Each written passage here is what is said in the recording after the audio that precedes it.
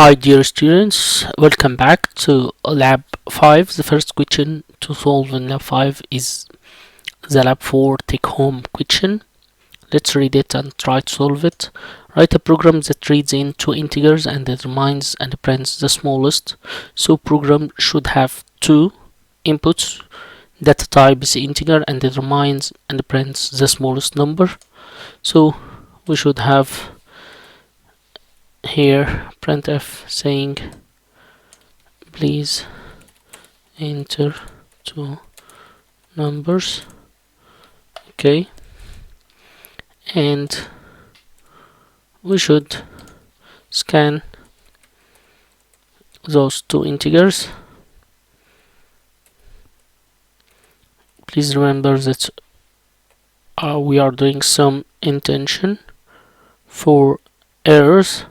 You have to solve it while I'm writing to know what will raise an error. So we'll have two errors here. Yes, first thing that x is undeclared, first used in this function. We should use integer x and y. Also scanf should have ampersand, which is the address of x and address of y. After taking this input, we should print the smallest. So if x is smaller than y, we should print if value is the smallest. Okay, and we should print the value of x, else we should print the value of y. So let's try it.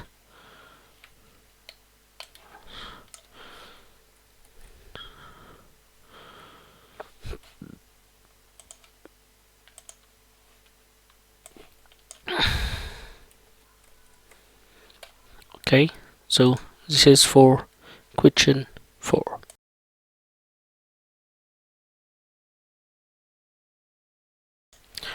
Okay, let's continue with Lab 5 question 1. We will read the problem and then try to answer the question. A palindrome is a number or a text phrase that reads the same backwards as forward. For example, each of the following 5-digit integers is palindrome: 1 2 3 2 1, 5 5 5 5 5, 4 5 5 5 4, 1 1 6 1 1. Write a program that reads a 5-digit integer, and determine whether it's a palindrome or not. Hence, use 5 variables to split the integer, the variable for each digit. I think it's very important to understand the problem first. Palindrome is a number that you can read it in this way, like in this way. So it's 1 2 3 2 1. Here 1 2 3 2 1.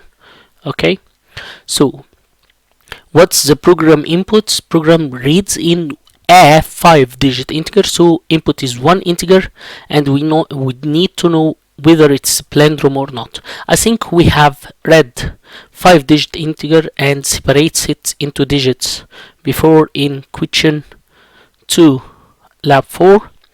So I will get the code from there. Question 2 lab 4. You can find this. Please enter the 5-digit integer, and I scan the integers, and I try to sequence of remainder and division to get the values from x5 to x1. So I will copy this code. Okay, and I will use it as it is. Then I should do my if statement right now. So for now I have every single digit in its variable. So what do you think a palindrome number is? Yes, palindrome number if x5 equal x1, x5 equal x1, or x4 equal x2. If the two conditions happen in the same time, so the number is palindrome. Okay, So how can we test condition at the same time? For now, we'll do it with nested if. How? x5 equal x1, because equal only will do assignment statement, not equality operator. If we are having x5 equal x1, this means the value in x1 will be added to x5. If you want to check if x5 is equal to x1, you should use the operator which is equal. Okay, but here we cannot print palindrome, since palindrome number should have another condition, okay, which is x4 also should be equal to x2. So to do it with nested if, we should do it like this: x4 equal x2. So a palindrome number is a number where x5 equal x1 and also x4 equal x2. Else, in this if, we should print non-palindrome. Okay, but I think there is a missing stuff. If x1 does not equal x5, where should I print? This print will be printed if x1 equal x5 but x4 does not equal x2. Okay, let me give you an example. If we are having a palindrome number like this, it will print palindrome. And if we are having like a non-palindrome number, but x1 equal x5, it will print non-palindrome. But if x5 is not equal to x1, nothing will be printed. Why? Because x5 does not equal x1, so there is no else here, so we should add another else here to say else print non-palindrome. This will solve the this special case. Okay, so let us try it again. 2 3, so it's not palindrome. There is another way to do the same condition at the same time, because we want condition number is palindrome if x5 equal x1 and in the same time x4 should be equal to x2. So how can we made the two condition? There is an AND operator, and AND should be AND which is ampersand, 2 ampersand, because AND only will do ANDing between the bits. Okay, so we are using AND. What if we are going to use OR? Let us say palindrome number if x1 equal x5 or x4 equal x2. We should use this operator, which is in keyboard, it's the key over enter. Okay, this means OR, but in our case we should use AND. Let's run this code. Let's try a palindrome number. Okay, this is palindrome, and let's try a non-palindrome.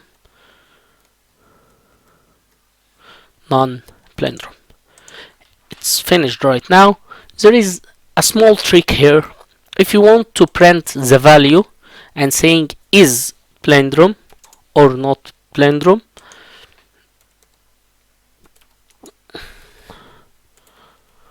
we should print here percentage d, then we print right x value. Okay, but we will face a problem here since x value have been changed. If you can see here, if I got this value, we can do it like this. One is a palindrome. Oh, how x? I need to print x. Let's say what we have done with x percentage 10. Okay, this is, haven't changed the value of x. X divided equal x. Yes, so x have value have been changed and x value have been changed. X value have been changed. So we'll print the x value after being changed. So how can we solve this issue? We can have another value here which is called integer y equal x, and make sure that this y haven't been changed. No operation is done on y, every operation is done on x only. If we run it right now, we can find it like this. It's not palindrome, and okay, not palindrome,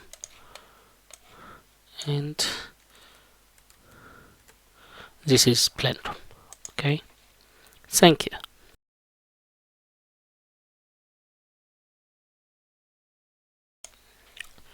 So let's start with question 2.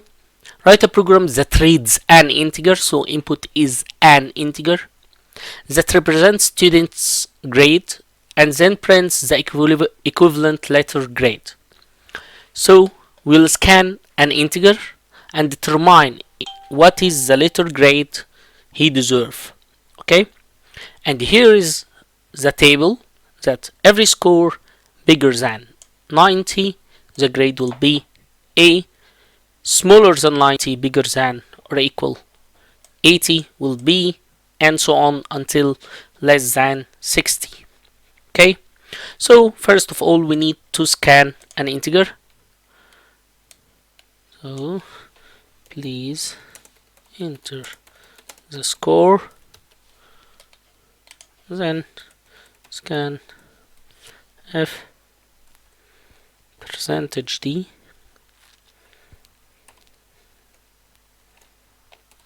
Let's call it score, and we should name it score 2. Here we can go through this. If the value is greater than or equal 90, we should print A. Smaller than 90 and bigger than 80, you should print B. Let's do it with if statement. Yes, we should use if statement. So if score is bigger than 90, we should print, I'm not adding curly brackets. Why? Because if statement have only one statement, so that's why I'm not adding curly brackets. So we'll use else if, yes, not else only, because we are having a condition. Score is less than 90, so it should be greater than or equal less than 90, and in the same time should be greater than or equal 80.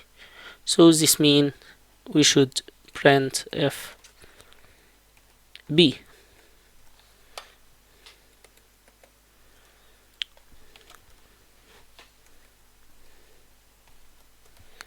Let's copy these values and paste it for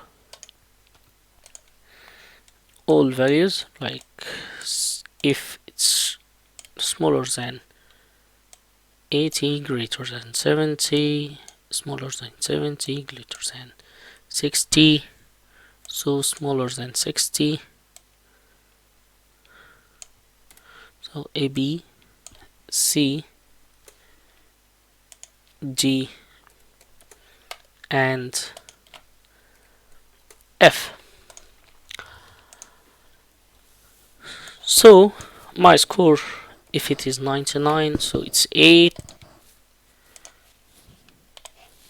If it is 75, it will be C. And if my score is 55, it will be F. But I see there is here you can find a condition that's no use to be here. Okay, it's no use to have one of the conditions. Can you predict which condition is not important to be there? Please stop the video and try to predict which one you should not add. Yes, this one. Why? Because if the value is greater than or equal 90, it will print A. Else, this means that this condition haven't been validated, or the equation is not true. This means that score is less than 90 in all cases. So this condition doesn't have any use. Okay, let us say it again. If score is bigger than 90, it will enter this block. When it will go and ask for the next condition, if the score is less than 90, so no need to ask if the score is less than 92. Also, it's the same for 80, 70, and also 60, and it should be else. Let's run it. Okay, let's say 5, it's A, it's B,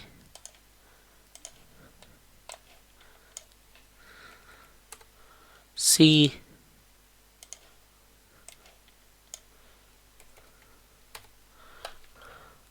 okay. Someone says that what if the user entered a negative value or entered a number higher than 100%? How could I validate this? Okay, you can have like an if statement here. If score is greater than 100 or score smaller than 0, you should print invalid input, right? But there is an error I have done. What did you expect? Yes, we should link those if statements together, because if a number is greater than 100, it will print invalid input, but it will also print A. Okay, let us try it and discuss it. If I entered 102, it will print invalid input then A. How? Because it have entered the first if statement, which is score greater than 100. So this if statement have finished right now. This is a new if statement. How can we link this with the first one? Just add this else. So this means this else for the beginning if. So if it entered this space, it will not go through the other if condition or else condition. Let's try it for the last time. 102, it's invalid input, and -9, it's invalid input. But if we write 25, you will get F. Thank you.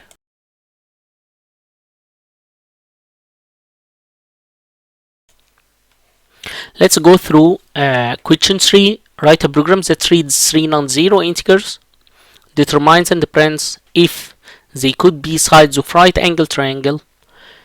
They are giving us a sample run, input 3 integers 453. You should print 453 could be sides of right angle triangle, but 567 could not be sides of right angle triangle.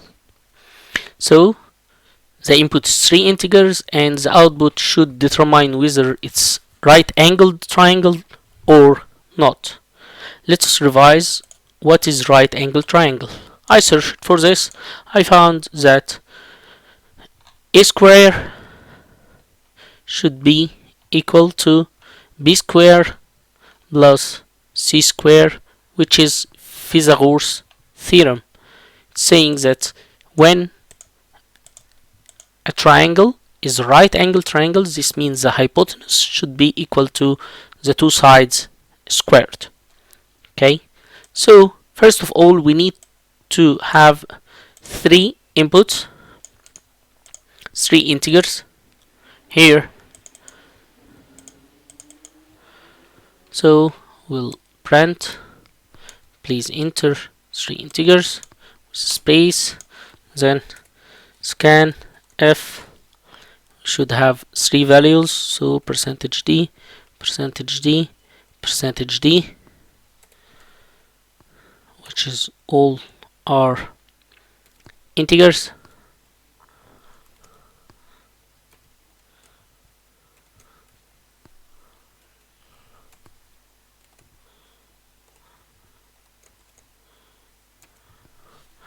Okay, we also need to declare those variables.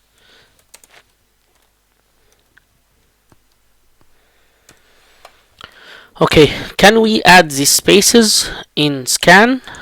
No, not allowed to add spaces, not allowed to add \n, just the values. Okay, how can we get those values? We should have an if statement here saying the hypotenuse square. How can we get the hypotenuse? Someone now answers that we should do like validation between the 3 numbers and try to find which is the largest number. Then we try to square every number. I think this is a valid answer, but I think this is a long answer to implement. Try to do this by yourself after finishing the last question for lab 5. But the solution here is we can try the 3 cases, which is x square if it is equal y square plus z square, or if y square is equal to z square plus x square, or z square is equal to x square plus y square. Okay, so x times x equal y times y plus z times z. This is the first case. We should print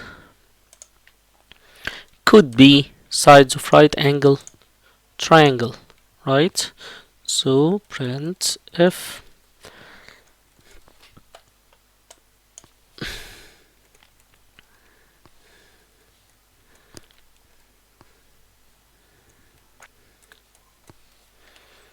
say x, y, and z. Okay, then we can have the other if condition, which is else if, also else if, which is y square should be equal x square plus z square, also z square should be equal to y square plus x square. In all cases we should write could be sides of right angle triangle. And else if none of these conditions had happened, this means that could not be sides of right angled triangle.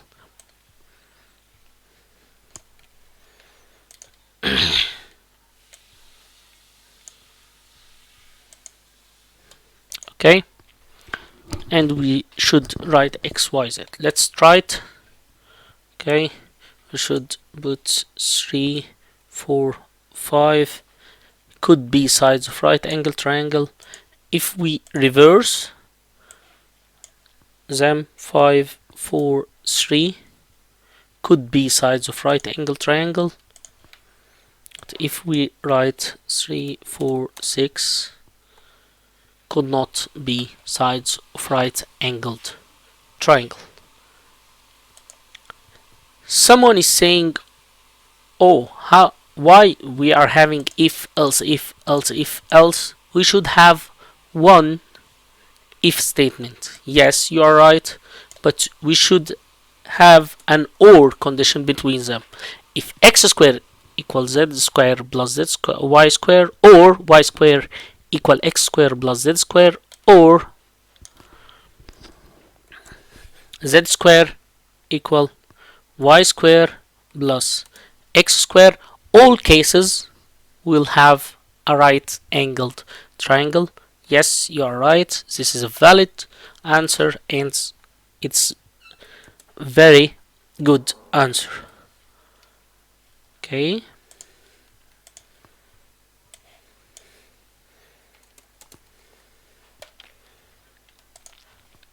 Thank you.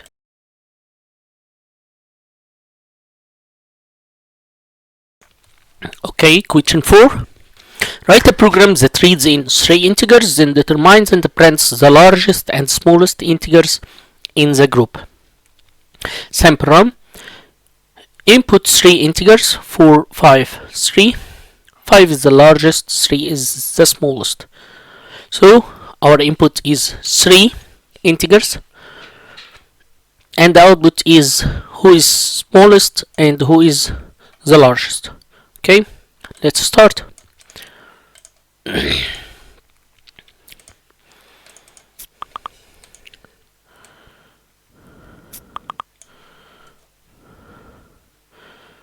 Enter 3 integers, then we should do scan f.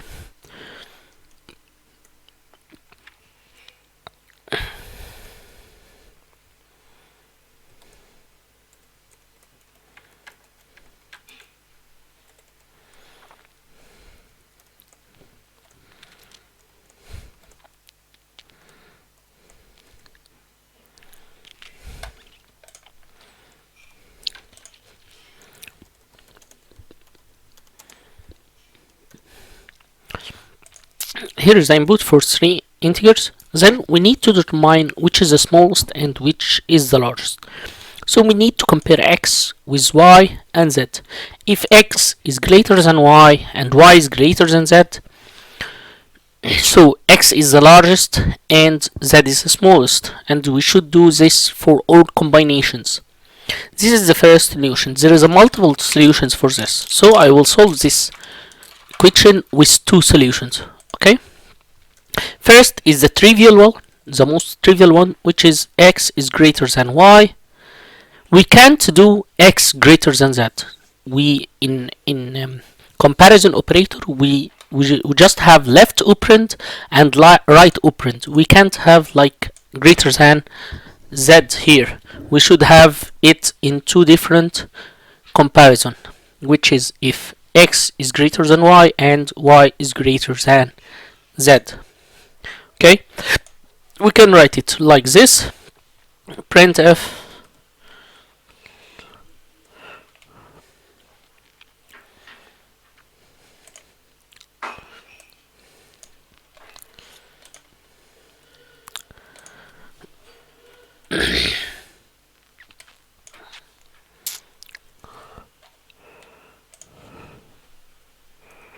okay, so the largest is x and the smallest is z. We can also do it with nested if. We can have if x is greater than y, so we will have 2 conditions. If y is greater than z, else we should have the other one. Okay, I will do it in this way after I finish. Okay, else if z is greater than y, we should print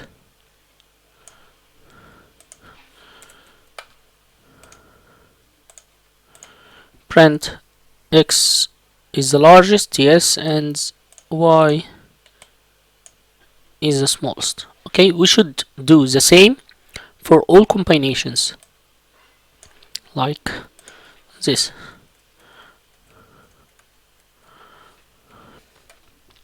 So x is greater. Let's try when y is greater than x and the x is greater than z. Okay. Do you think that this condition is right? No, we should have here z, because when x is greater than y and z is greater than y, that's don't imply that x is the largest. Okay, so y is greater than x and x is greater than z. The other one is y is greater than z and z is greater than x. This means that the greater is y, and this means that the smallest is z. This means that smallest is x and the greater is y. So we should do the same for z. If z is greater than y and y is greater than x, we should put z and x. If z is greater than x and the x is greater than y, we should have here z is the largest and y is the smallest. Then we should run.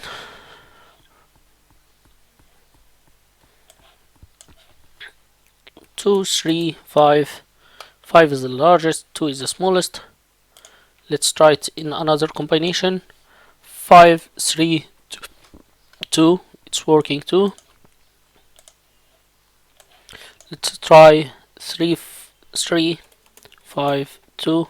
So it's working in 3 cases of the 6 cases, so it's working. We should try all of the 6 cases when y is greater and x smaller and stuff like this. Okay, this is the first answer for this question. Let's try to solve the same question but with another solution. First, I will tell you why we don't like this solution. If we are having 3 integers, so we are having if and also if statements, which is 6. If we are going to have 4 integers, we should have 12 combination, because we are having 12 cases. X should be maximum and y is minimum, x is maximum, z is minimum, x is maximum, k is minimum, then y is maximum, x is minimum. So it will be 12 cases, and for each case we should have its own if statement, if else statements.